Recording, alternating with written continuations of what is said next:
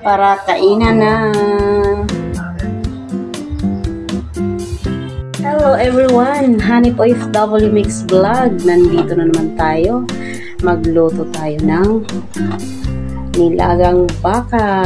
Ayan, kumukulo na, kumukulo. Yan, nilaga ko muna para kung lumambot yung ating karning baka.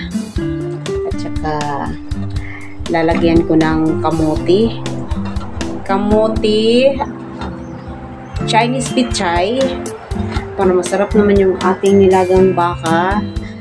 Lagyan natin ng gulay. Ayan. Nilagyan ko na to ng pamintang buo. Medyo malambot na yung ating karning baka. Lagay na natin yung mga ibang ricados natin. Yung ating sibuyas. Ayan.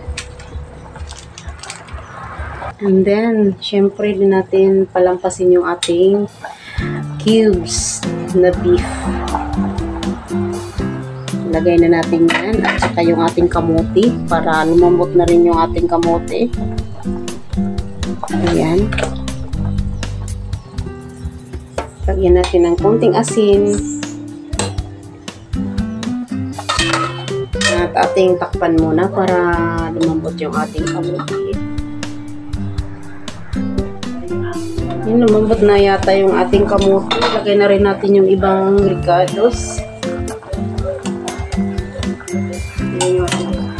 Lagay na rin na yung ating sibuyas. Tapos yung ating Chinese pichay.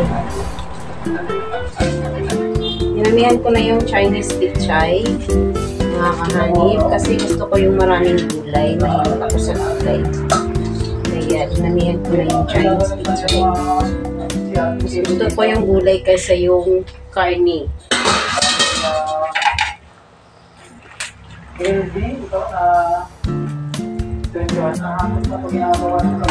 Lagyan na rin natin ito ng bitsin.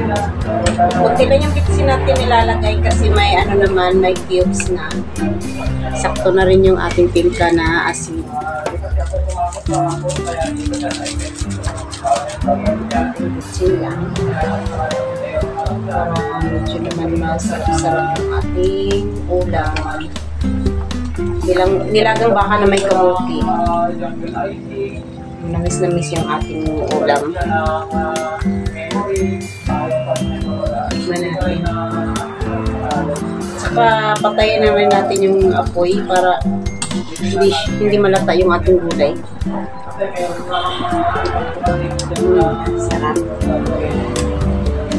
Sarap pag-bite gulay yung ating ulam. Ayan, napatayin na natin yung ating apoy. Okay, sa mga hindi pa pala nakasubscribe na aking YouTube channel, subscribe na, like and share para updated kayo sa mga susunod na ating mga videos. Thank you for watching. Bye-bye!